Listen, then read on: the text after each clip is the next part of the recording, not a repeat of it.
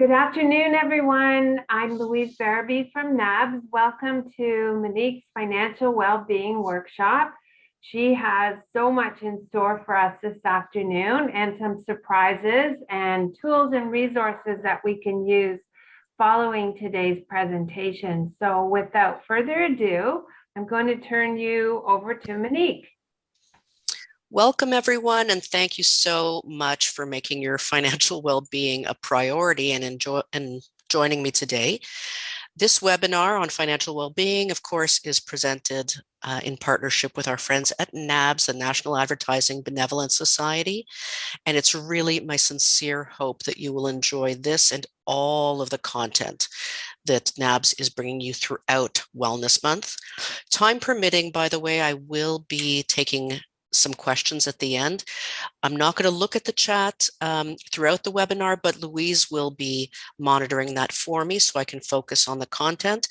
But feel free, if anything jogs your memory or a question, please chime in and we'll try to address as many questions as I can later on.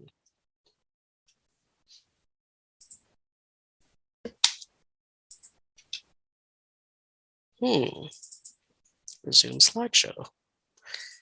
Sorry, we seem to have technical difficulty. Look at that. Apologies.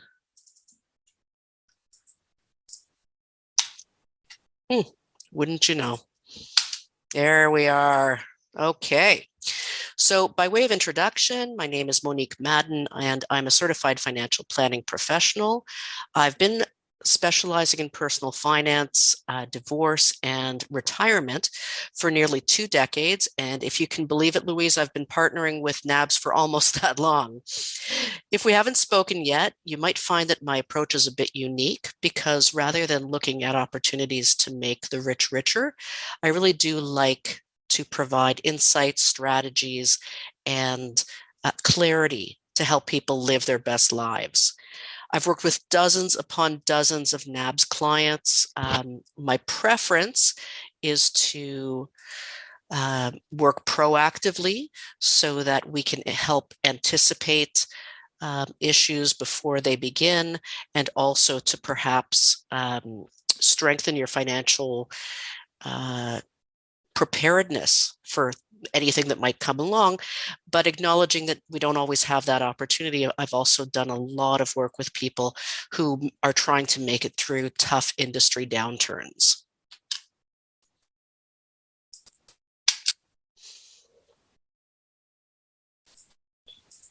Sorry, I'm having trouble on my end.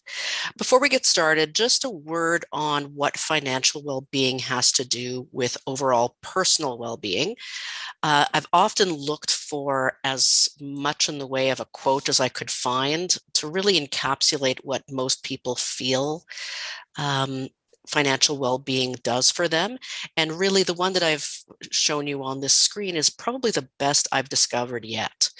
It comes from the Consumer Financial Protection Bureau, and having interviewed thousands of people, what they found was that financial well-being had very little to do with a particular income level, very little to do with a level of wealth, accumulating X number of dollars in the bank.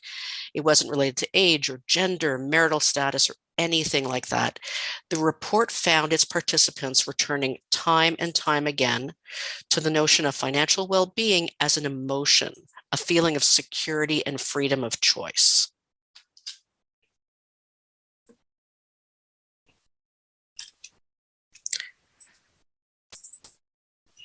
Sorry, it does not seem to be doing what it's supposed to be doing. Okay, here we go. Sorry about that. Practically speaking, this security and freedom of choice can be described as the financial resources to make your own life choices. In other words, to live as you would like to live.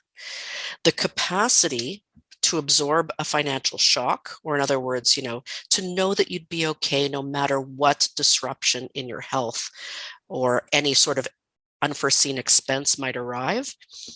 And finally, the ability to work towards your financial goals. In other words, the ability to build wealth that you can then spend or share as you see fit. Practically speaking, financial well-being, unfortunately, is intimately tied to our emotions, and not just about our lot in life, whether we feel wealthy or we feel secure. In a recent report published by LifeWorks, who you might also know as Morneau Chappelle, 63% of Canadians believe that if their finances aren't what they'd like them to be, that this actually affects and reflects upon them personally. Then this translates into lower mood, productivity. And what's funny is, in contrast, those who actually seek financial literacy and advice score higher on financial well-being. Think of that for a minute. Those who seek financial literacy, not those who have achieved, financial literacy or have a ton of experience in the matter, just the action of looking for it, watching a webinar, taking a course, reading a book, all of that tends to improve your financial well-being. And this is precisely why NABS has invited me to talk to you today. Now, if you've attended any of our webinars before, you'll also know that we've recorded a few that were very, very popular. Now, to be fair, the winter months are often a time of physical hibernation, even if you can remember a time before the pandemic. So previous seasons, we've offered a tax webinar to help you demystify the tax preparation and tax planning process. For those of you who would like to take a look at that again, or who might have missed it the first time, I've re-recorded the popular Keep More of What You Earn webinar, and a link will be provided to you if you're interested in more information. I've also re-recorded the very popular, not so well-known RSP strategies, which was very timely for this time of year. Of course, as you probably know, the end of February, or March 1st to be exact, is the RSP contribution deadline. So I know that you're being bombarded from every corner in every way by messaging involved in making RSP contributions. But again, if you'd like some insight as to how to optimize those opportunities for yourself and your household, I've updated and re-recorded this webinar too. So again, that link will be available to you in an email that will be distributed after this webinar, again, in a hope that the more information that you have accessible to you, the more you'll be able to take control of your own financial wellness.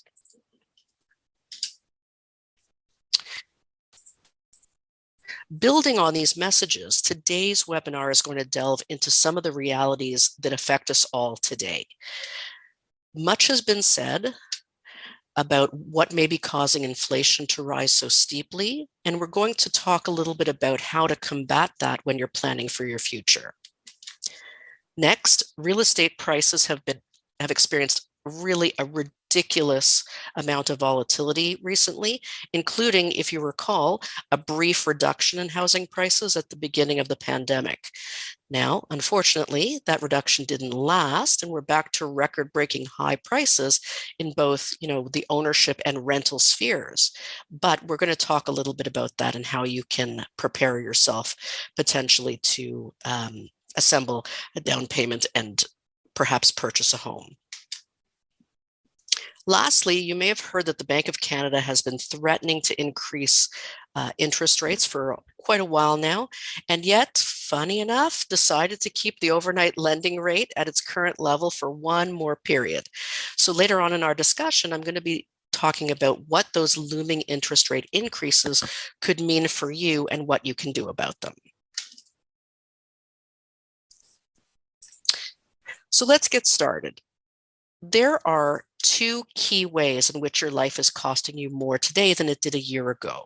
Firstly, like we said, a lot has been written about inflation over the past few weeks. And secondly, for those of you who might earn more than the national average wage, you may have noticed that your first paycheck of the year was probably lower than it had been in December. And the reason is the reintroduction of your commitment to CPP premiums.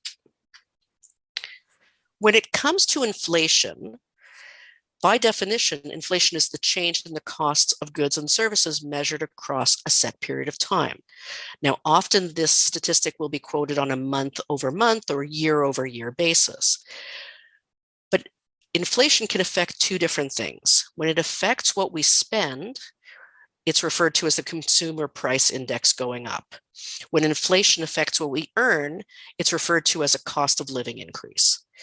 Government policy tends to try to keep the inflation rate within, a range of 1% to 3% if it can. And historically, there have certainly been periods where it was much, much higher, but government policy really has succeeded of late in keeping inflation at the desired range for quite some time. In fact, many people on this call may not even recall a time where we had double-digit inflation rates. What's interesting about inflation is that it's a statistic representing the increase in costs of, a wide variety of goods and services that can include, what we have here: food, shelter, household operations, furniture and equipment, clothing and footwear, transportation, health and personal care, and recreation.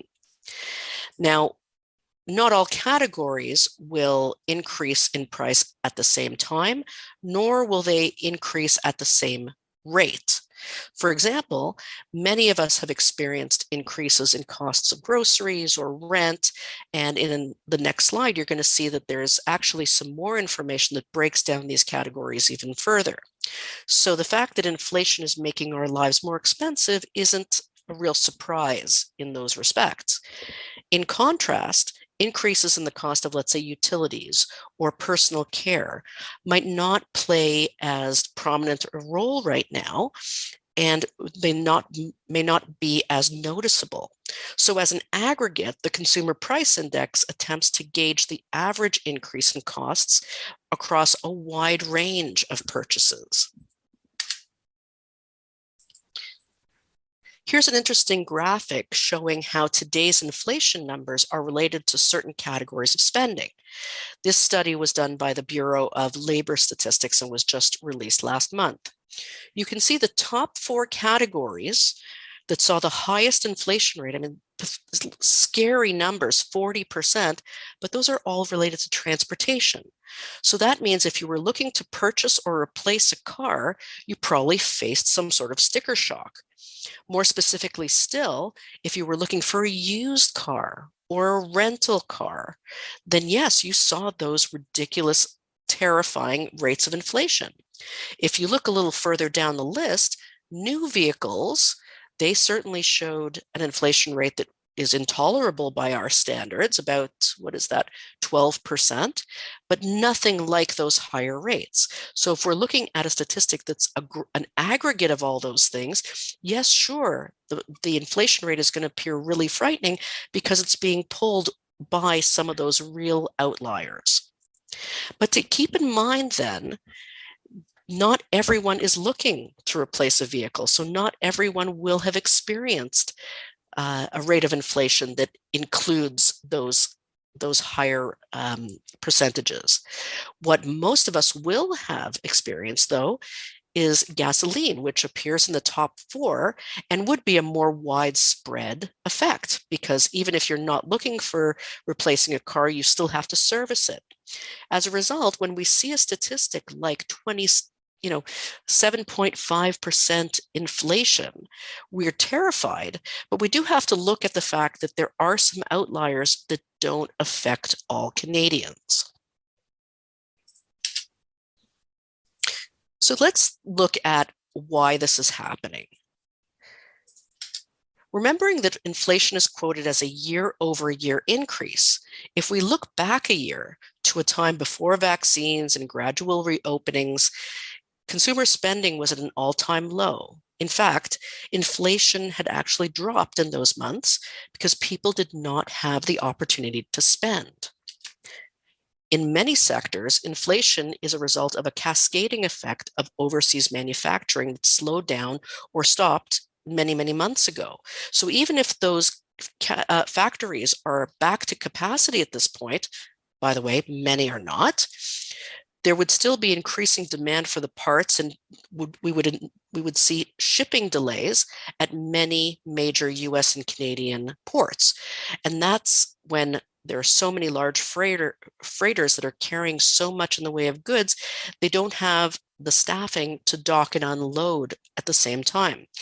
Unfortunately, if you're desperate and you need to replace a smartphone or a computer or a car like we just saw, you might be forced to pay more for it because of limited inventory.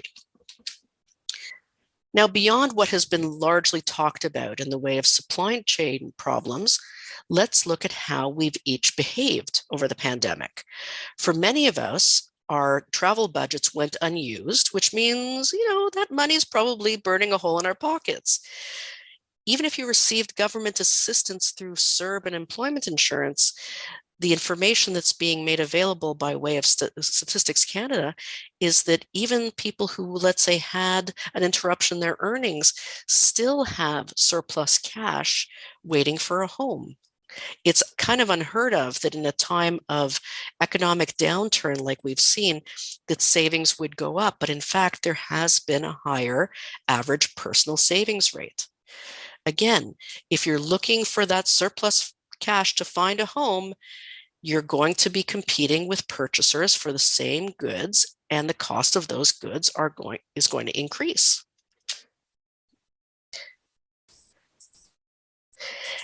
If you're lucky enough and your employer provides cost of living increases, then in most markets, if costs are going up, at least your income is going to go up in lockstep.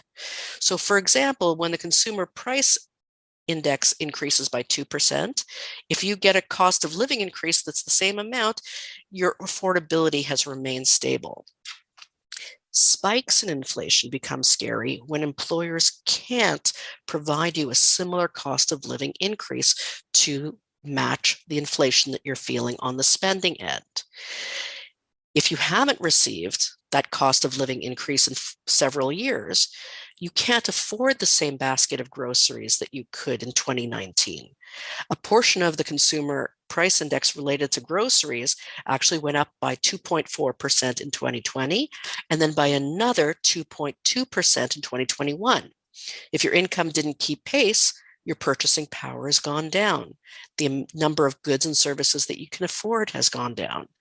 In this case, you either need to adjust what you put into your grocery basket or reduce expenses in some other area to be able to afford the same amount at your grocery store.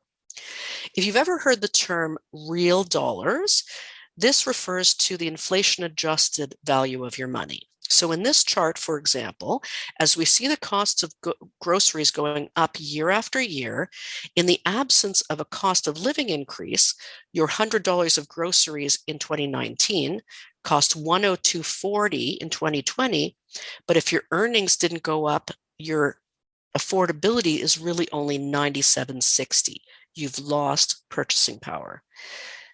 In the next year, again, if you didn't get a cost of living increase, the cost of that same grocery basket has now gone up to $104.65. But what you can afford on that $100 that you're earning is more like $95.35. And of course, with the pandemic far from over, inflationary pressures are exactly what people are scared of.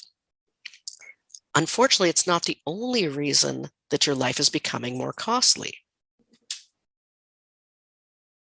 As I mentioned earlier, a percentage of your income up to a certain limit, which is in the high 60,000s right now, is remitted on your behalf by your employer as a CPP premium. Then, of course, your employer matches it, and the money goes to the CPP investment board to ensure that there is a CPP for you and I when we finally get to that age. If you earn more than the pensionable earnings amount, which I mentioned again is about high 60,000s, then there's probably a time during the year when you've maxed out your contributions and you kind of get that nice little increase in take-home pay. Unfortunately, again, contributions started up again in January 1st. And if that wasn't enough of a shock, our contribution amounts have gone up steadily over the last few years to both accommodate, of course, the demographic impact of the baby boom generation. And as I mentioned, to protect CPP for you and I when we get to that age. For 2022, the maximum contributions went up by about $330 if you're employed, or $670 if you're self-employed, because of course the self-employed person has to remit both the employer and employee portions. Again, just another way life is becoming more expensive.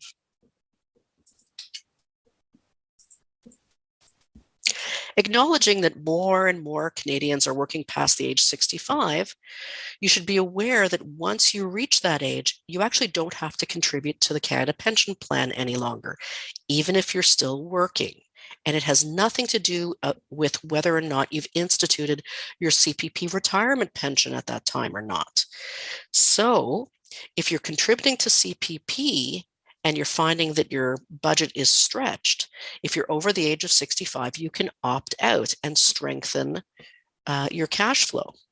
There are great reasons to continue to contribute to CPP, particularly if you've missed some years of contributions, or because contributions, again, are related to your earnings. Perhaps you had a period of lower earnings. You certainly can strengthen your CPP by continuing to contribute to it past age 65, but it's not as meaningful and it's not as impactful as it would be in your pre-65 years. So if you need a little bit of a cash flow boost and you're over the age of 65, you may wish to consider stopping your contributions. And of course, in as much as we begrudge the increase in premiums, they're necessary to ensure that CPP will be viable. And most importantly, for the discussion we just had, CPP is indexed for inflation. So even if inflation continues to impact us going forward, at least CPP will also be increasing as well.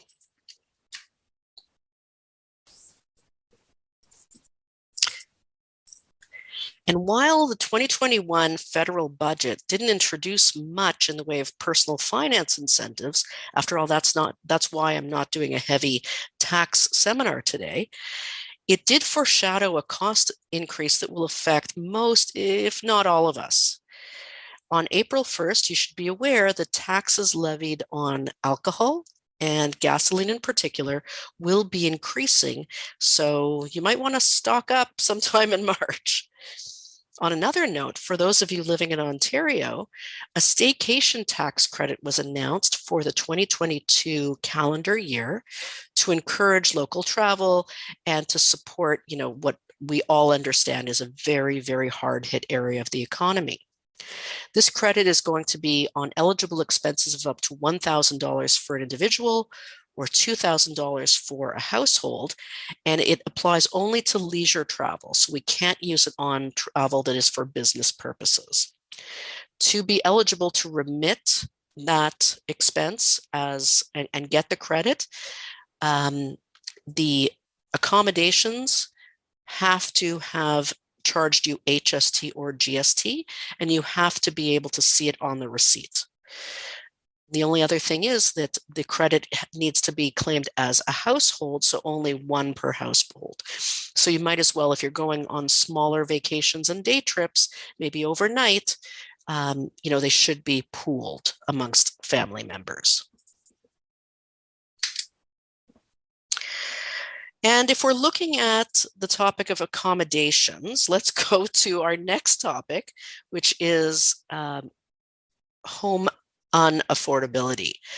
I don't know about you, but I am constantly seeing these comparisons of homes in places that we imagine are extravagantly priced and what you could afford to buy in, whether it's the Greater Toronto area or other urban centers in Canada, for a similar amount of money. Recently I saw one comparing Scottsdale, Arizona, and what $900,000 can afford you in Scottsdale, Arizona versus what it could afford you, in the greater Toronto and Hamilton area.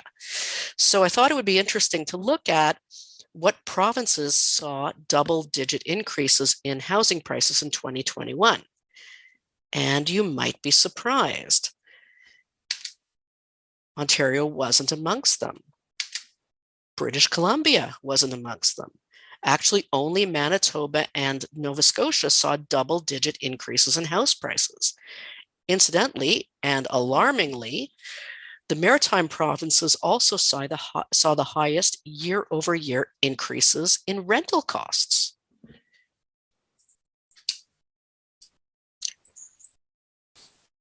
When it comes to buying a home, I want you to know that it's not lost upon me that more is at stake for young people than simply a place to live.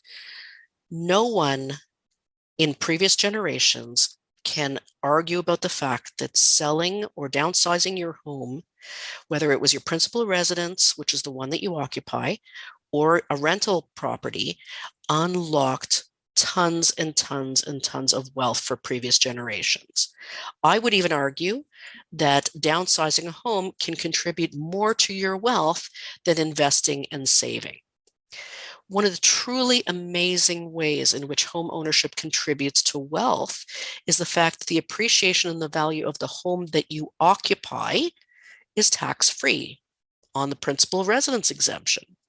This means that younger people who are having trouble getting into the real estate market will also have repercussions later in life when their savings in the form of investments is largely taxable, of course, with the exception of the tax-free savings plan.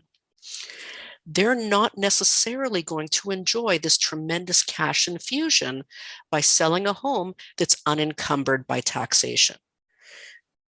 So what do we do about it? Well, one of the culprits, unfortunately, in the housing crisis has been the fact that what would normally be a more inflation-like increase in housing prices has been tainted by these terribly, terribly low interest rates. You see, low interest rates promote spending, including spending on homes. And individuals could feel as though they can afford to carry a larger mortgage, which means that they can compete more aggressively in bidding wars.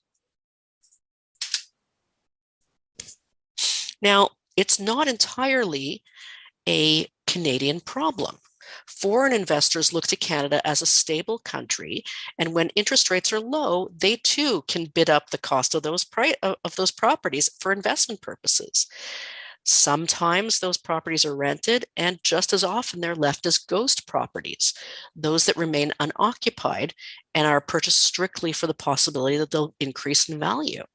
The 2021 federal budget, again, did not provide much in the way of personal finance strategies, but it did introduce something called the underused housing tax in an attempt to control the number of unoccupied properties in Canada that are foreignly owned.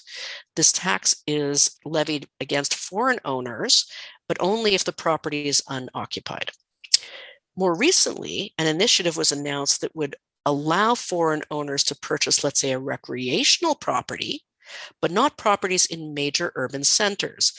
Again, we won't know what the fallout of that is for some time, but it's another initiative that is trying to control these out of control costs of home purchase. Let's see if that's going to help to cool off, this white hot Great White North. But ultimately, the only thing that's going to help control housing prices is increasing interest rates. Besides, this is not a new phenomenon that foreign investors buy properties in Canada. Canada has always been an attractive place for wealthy foreigners to educate their kids. So what they'll often do is send their children here for high school or university and buy a property for the child to occupy. Unfortunately, if a foreign student is occupying the home, they're not going to be affected by the underused housing tax. Again, in an attempt to prepare Canadians consumers for what have to be increasing interest rates, both for the control of inflation and housing prices. The Financial Consumer Agency of Canada has instituted a stress test so that when you go and try to get pre-approved for a mortgage, the stress test requires your lender to determine the qualification for the mortgage both on the current prevailing interest rate and the greater of either 5.25% or the rate that you negotiated plus 2%. So this is a clear signal that the banks want to make sure that you can afford your mortgage even when, I would normally say if, but even when interest rates go up.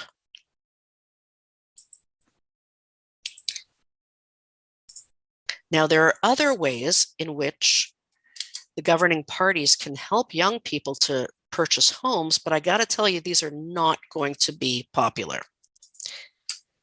But unfortunately, often what has to be done isn't popular. So not only do interest rates have to go up, but there is some talk of eliminating or at least adjusting the principal residence exemption. You should know this is akin to political suicide. So I wouldn't be surprised if the governing parties chose to start with luxury homes. In fact, the only new initiatives announced in the last federal budget were related to taxes on luxury goods. So it would make sense that luxury homes would be next. I'm not sure that there's a less clear definition of what a luxury home is. So I couldn't tell you, would it be a home worth $1 million, $1.5 million? Those are not by the many standards in large urban centers considered to be luxury homes in Canada, unfortunately. So only time will tell how this gets implemented. And finally, the federal Liberal government recently announced a commitment to build about 10,000 homes to help improve affordability across the country.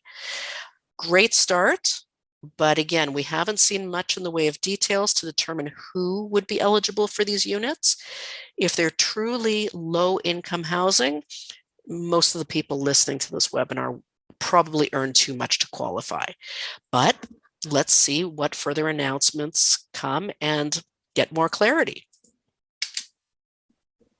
So what can you do to prepare? Well, I've got about 4 suggestions for you.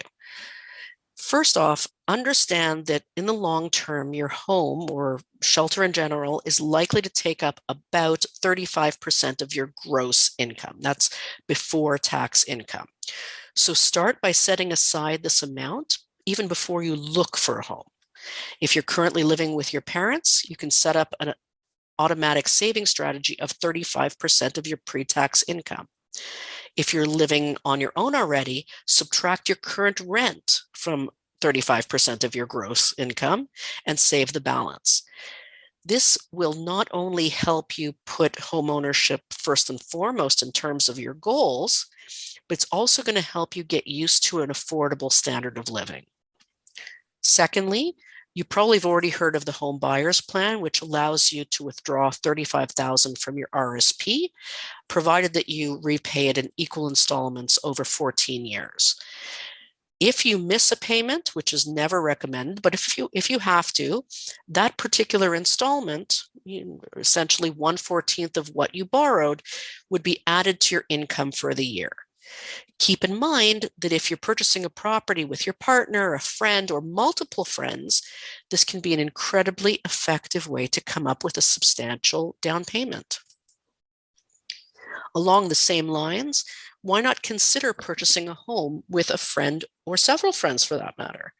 There are tons of heartwarming stories about friends who live together. Shout out to the Golden Girls, and help each other with living expenses. Now, I would appreciate that you might be concerned about the effect this might have on your friendship, but this is now so commonplace that with good communication and the proper legal framework, a lot of the issues can be anticipated and actually resolved in advance. And lastly, if the pandemic has taught us anything, it's that there has become wide acceptance of working from home. And that would allow you if you're seeking to purchase a home, to purchase in perhaps more outlying areas. In fact, it's these outlying areas that have seen the greatest growth in population explosions over the last few years. I'll be perfectly honest. When I purchased my home in a suburb of Toronto, I moved kicking and screaming. You know, I'm a transit girl and a proud city mouse, but I have to tell you, at this point in the game, I adapted very, very quickly, and I've completely lost my taste for traffic and parking problems. And remember, if you don't like it and you're in the housing market already, you can always ride the costs of increasing property values to move closer to your desired location.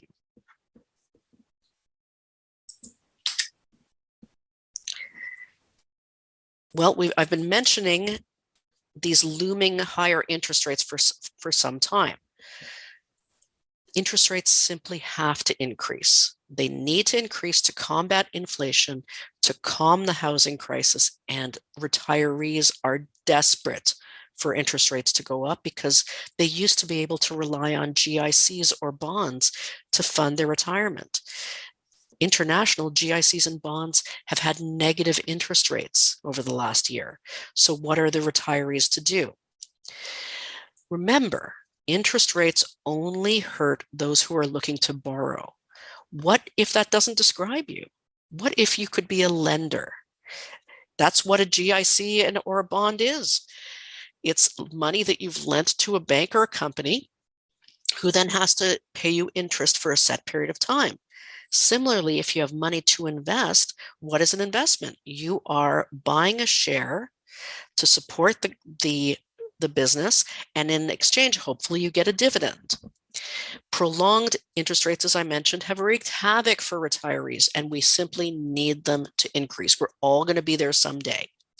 So again, if you're on the lending end of the equation, and you want to help a friend or family member, consider lending them money as a prescribed rate loan. As the name infers, these loans do not use the same lending rates that the banks use, and I'm going to discuss those in a minute. Another great way to position yourself in anticipation of higher interest rates is simply to clean up your own house. Repay your debts even if the interest rates are low. Again, so many people have become accustomed to low interest rates and have deliberately borrowed to fund their lifestyles or RSPs. They will see things come crashing down when borrowing becomes more expensive.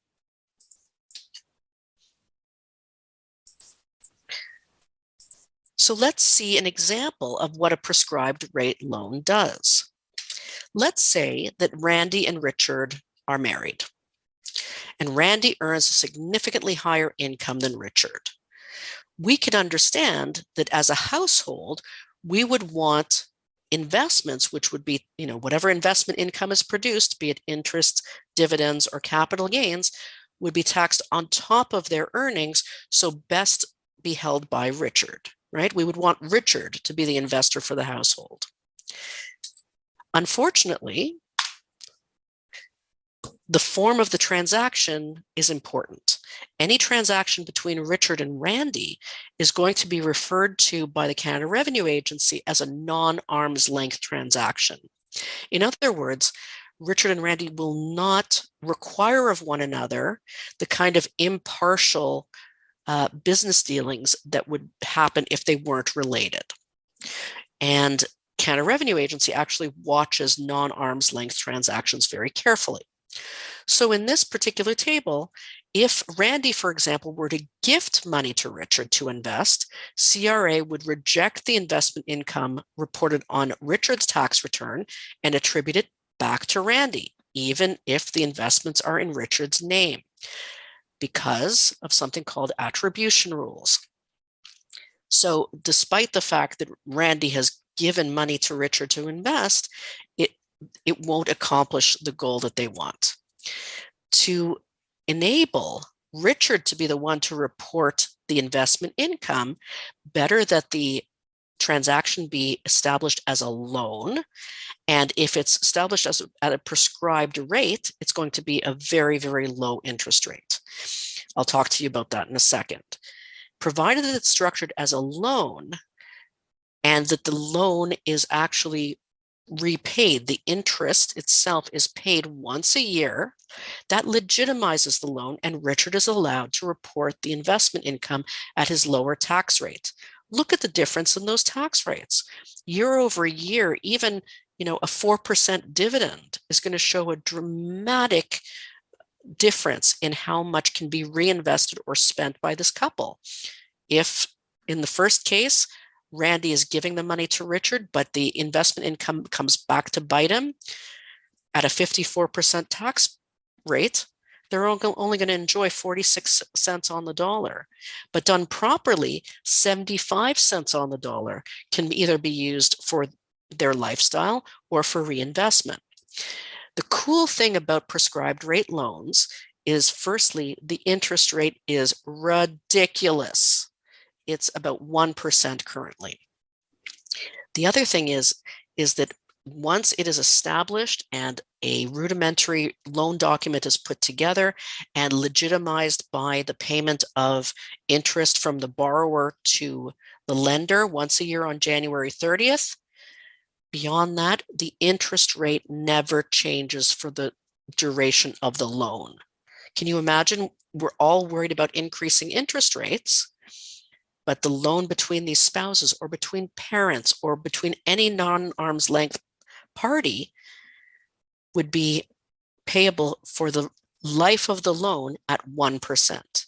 Amazing. Very, very helpful in putting wealth into the right hands for tax purposes. Now, before I talk to you about a brief summary, Louise, may I ask you, have there been any questions that I can answer? No, not yet. Very good. So let me just talk in summary then.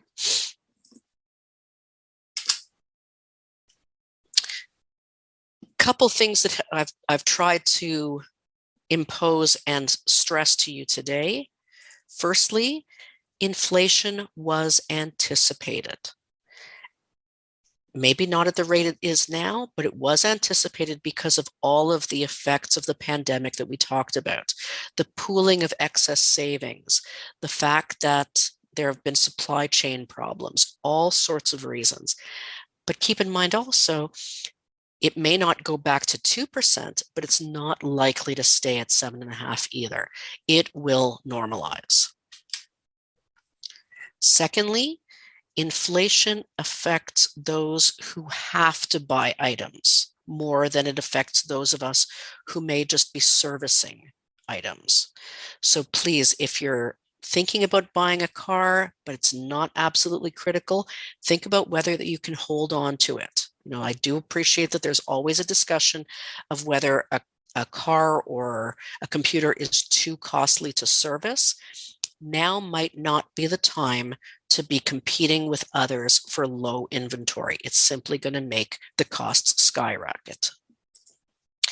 And finally, if we know, and believe me, I've been talking about this for a long time, we know that interest rates are going to go up, prepare yourself either by making sure that all those low interest loans that you're riding right now are taken care of, or see if you can be on the lending side when interest rates go up.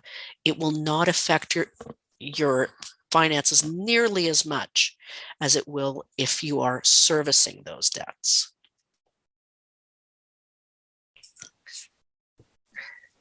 I'll stick around for a couple of minutes and answer whatever questions may arise. But in the meantime, I wanted to thank you so much for your time and attention today.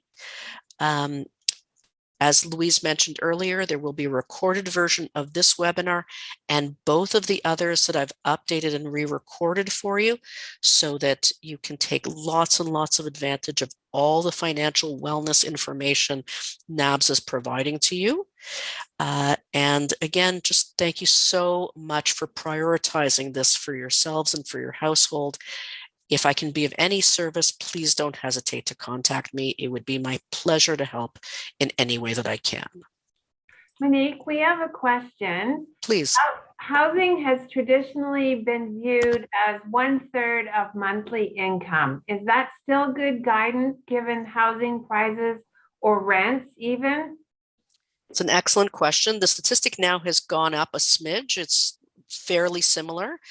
35% of your gross income is likely to be dedicated to shelter, at least for the foreseeable future. It may not be the case once you've repaid a mortgage, but certainly while you're servicing it. Any more than that, and quite frankly, the lenders, the mortgage lenders, probably won't. They won't talk to you. They won't extend much more than that. So 35% is roughly what people will pay, be it in rent or mortgage. That's what's seen to be the upper limit of affordability. I would caution to even get to that point, but I do appreciate in this market environment that, it would be very, very tempting to even dip your toe beyond that. But 35% is considered to be the affordable threshold. That's great. Thank you very much, Monique. And everyone that registered, I'll get the email out to you in the next day or two with today's recording and the other two updated links for taxes and the unknown RRSP strategies from Monique. And feel free again to reach out to Monique directly if you have other questions that might occur to you after today's session, or if you have any ideas on future workshops and what you'd like Monique to talk to us about. Have a wonderful afternoon, everyone, and thank you for joining us today.